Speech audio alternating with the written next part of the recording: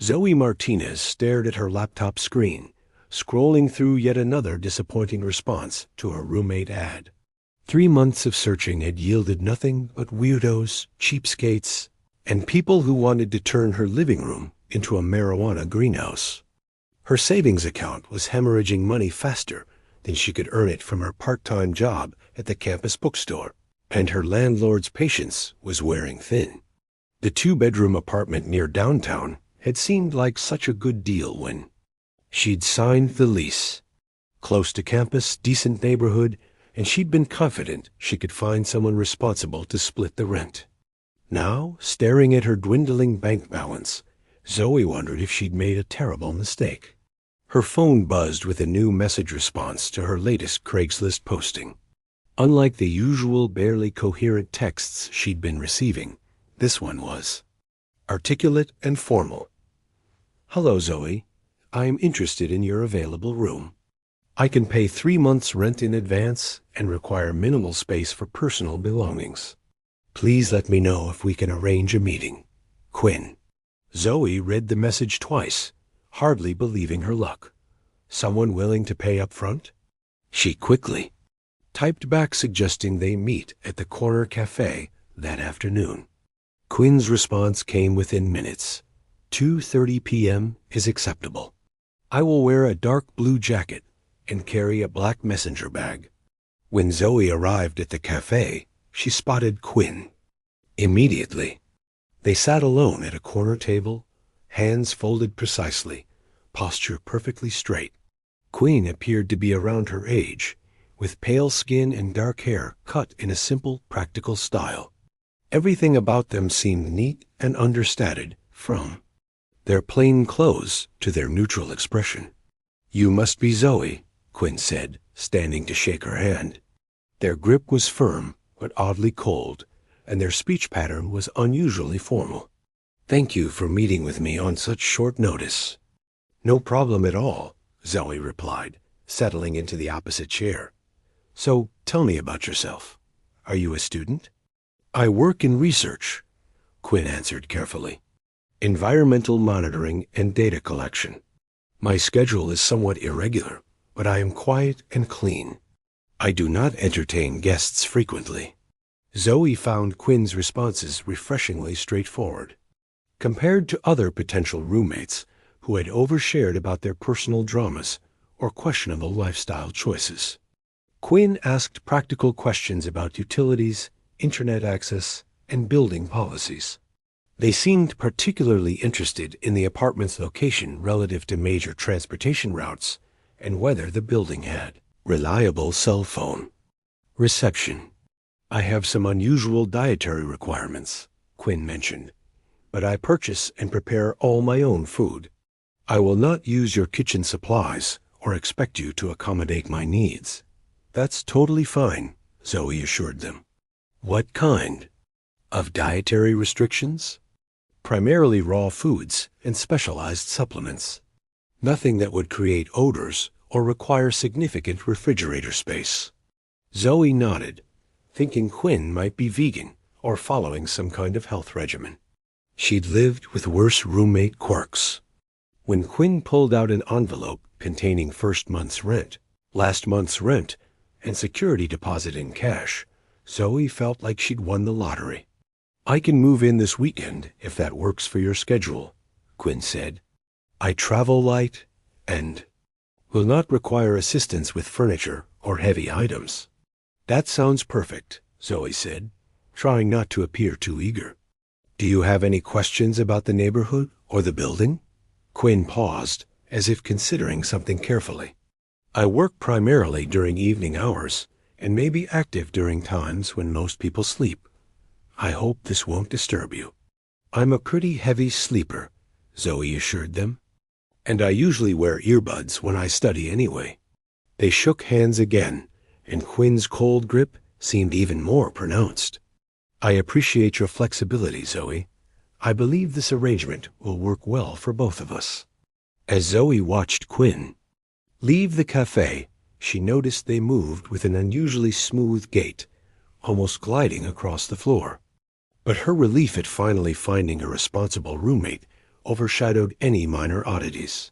For the first time in months, she could stop worrying about money and focus on her studies. Little did Zoe know that Quinn's interest in her apartment had nothing to do with rent prices or convenient location, and everything to do with her. Marcus Thompson had known Zoe since freshman orientation, and he'd never seen her so animated about a living situation. She'd been stressed about money for months, so when she called raving about her perfect roommate, he was happy for her. But when he met Quinn, every instinct in his tech-savvy brain started screaming warnings. There's something seriously off about them, Marcus told Zoe after Quinn had excused themselves to their room during his visit. Did you notice how they answered every question like they were reading from a script? They're just formal, Zoe defended. Not everyone talks like us. Marcus wasn't convinced. As a computer science major who did freelance tech support, he'd developed a sixth sense for when people were hiding something digital. Quinn's room hummed with electronic equipment, far more sophisticated than any environmental research should require. The sounds weren't random either. They followed specific patterns, almost like a communication system. Over the next week, Marcus noticed Zoe's devices acting strangely whenever he visited. Her laptop would spontaneously open programs he'd never seen before, displaying streams of data that looked more like surveillance feeds than academic software. Her phone would restart during conversations, and her smart TV would change channels to display what looked like test patterns. Quinn offered to fix everything, Zoe explained when Marcus pointed this out. They said it was probably malware. That night, Marcus ran a discreet scan on Zoe's network from his laptop. What he found made his blood run cold. Someone was accessing her devices remotely, not just monitoring her internet usage, but recording audio and video through her cameras and microphones.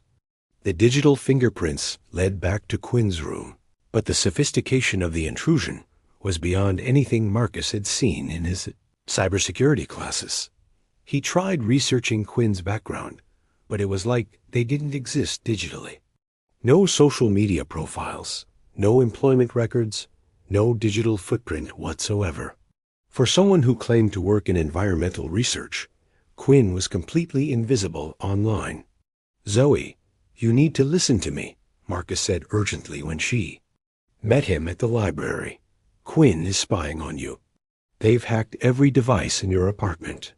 That's ridiculous, Zoe protested. Why would they do that? I don't know, but the surveillance software on your devices is military-grade stuff. This isn't some creepy roommate taking pictures. This is professional-level monitoring. Marcus showed her the evidence on his laptop, logs of her conversations, records of her daily routines, even biometric data that seemed to track her sleep patterns and stress levels. The scope of the surveillance was comprehensive and invasive. Maybe there's a reasonable explanation, Zoe said weakly, but Marcus could see doubt creeping into her expression. People don't accidentally install this kind of software, Zoe, and they definitely don't do environmental research that requires monitoring your heart rate while you sleep. That evening, Marcus parked outside Zoe's building and watched Quinn leave at exactly the same time as always. Instead of heading toward any research facility or office building, Quinn walked to an empty lot 3 blocks away and stood perfectly still for exactly 37 minutes before returning home. Marcus was beginning to suspect that whatever Quinn was researching, Zoe herself was the primary subject.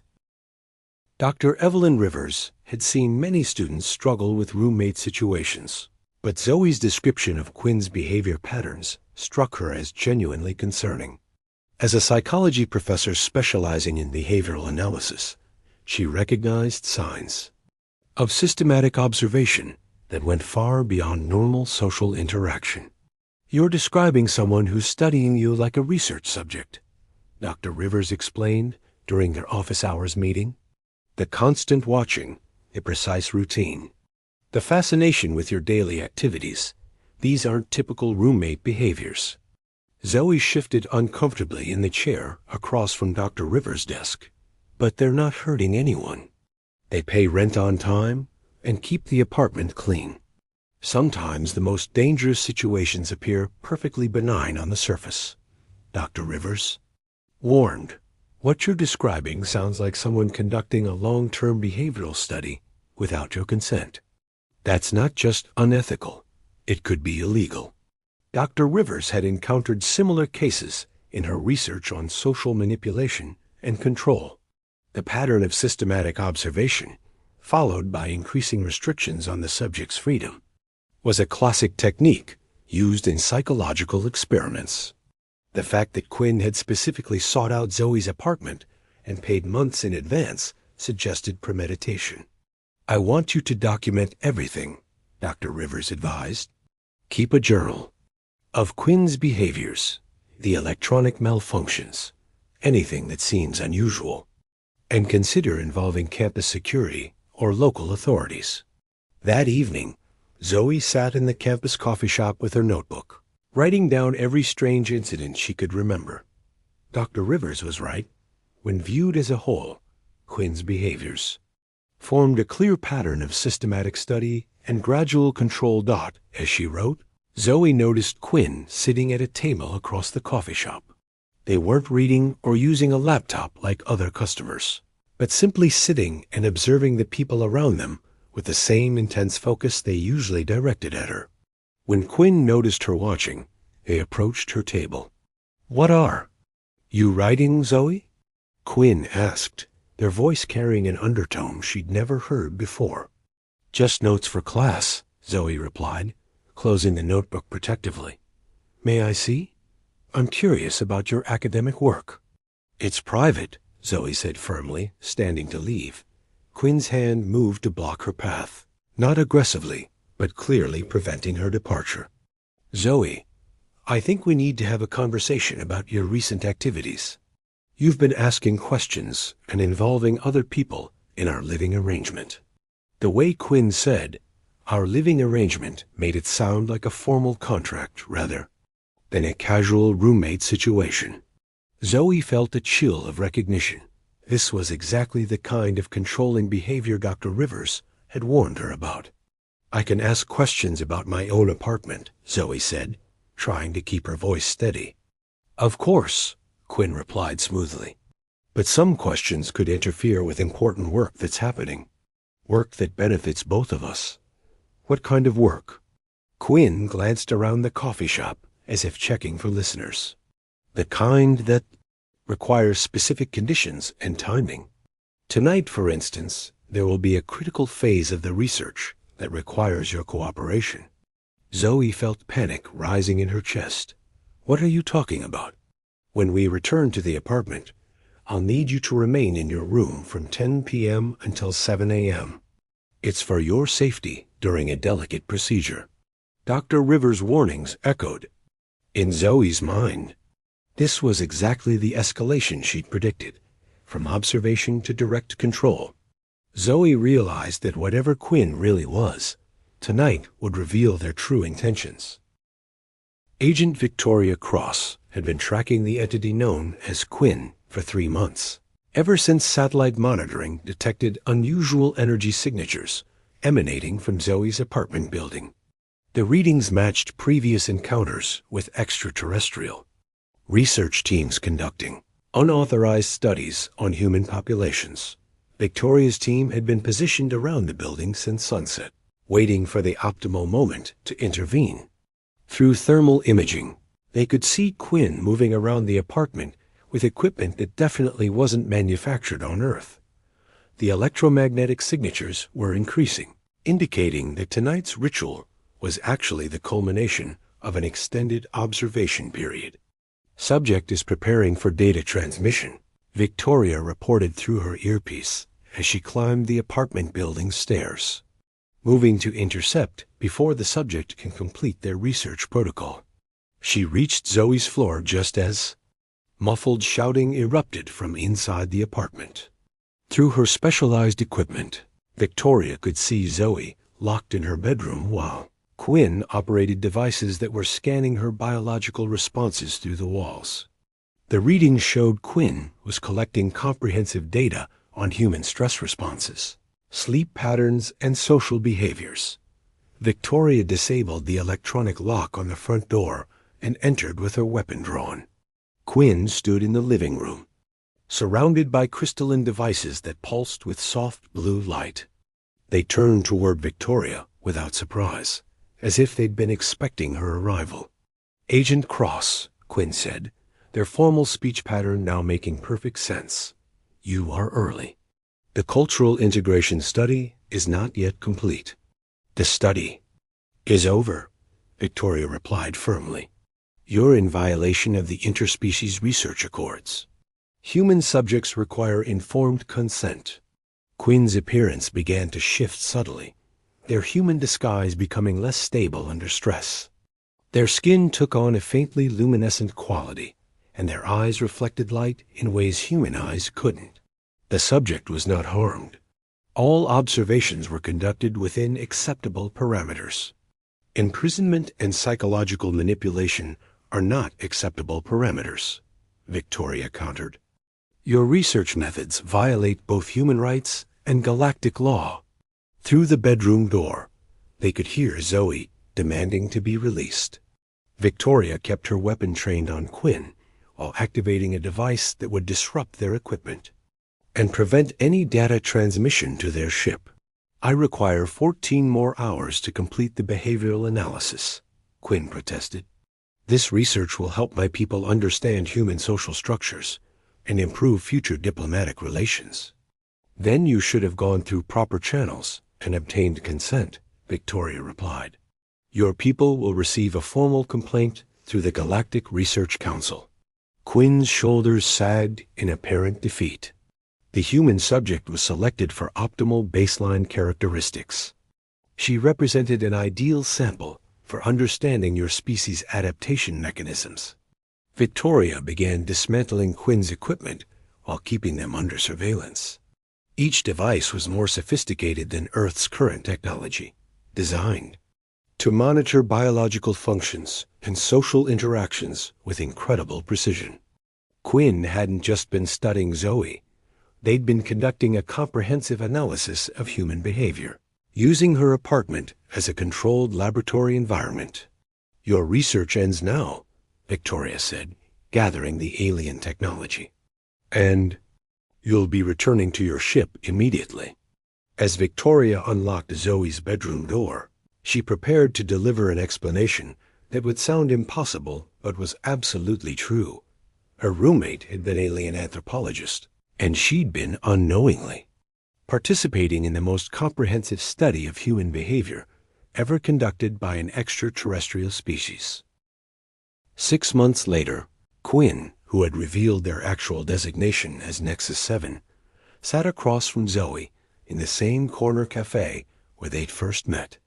The alien appeared the same as always, but now Zoe understood that every gesture and expression was carefully calibrated to seem human. "I owe you an explanation beyond what Agent Cross provided," Nexus 7 said, their formal speech pattern no longer seeming strange but rather endearing.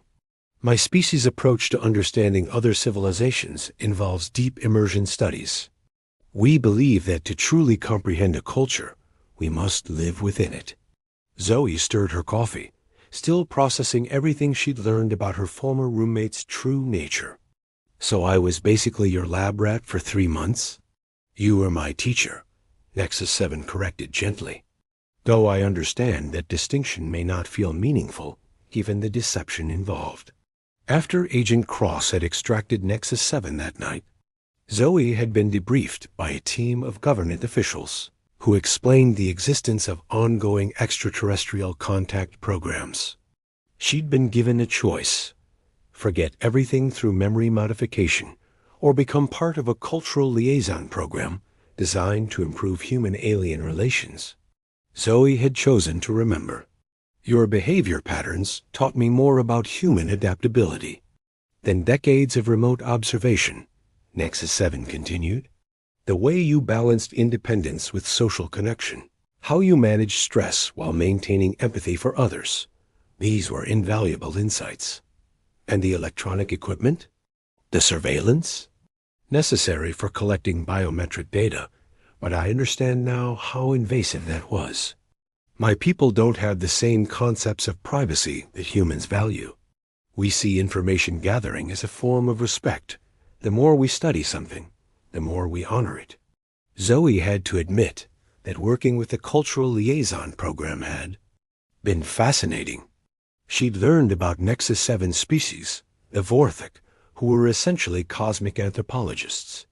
They studied developing civilizations to better understand the diversity of intelligent life in the universe.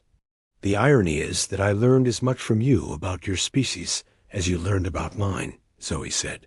Your people's dedication to understanding others, your scientific approach to empathy, it's actually beautiful, even if your methods need work. Nexus 7's expression brightened in a way that seemed genuinely alien yet warmly familiar. This is why I requested permission to continue our interaction.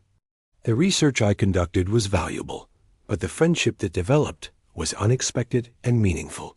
Now Zoe worked part-time as a cultural consultant, helping the liaison program develop better protocols for first contact situations. Apartment had been returned to normal, though she sometimes missed the soft humming of alien technology that had become oddly comforting. So what happens next? Zoe asked. My people are planning more extensive cultural exchange programs with proper consent and transparency this time. They've asked me to serve as an ambassador, partly because of what I learned living with you.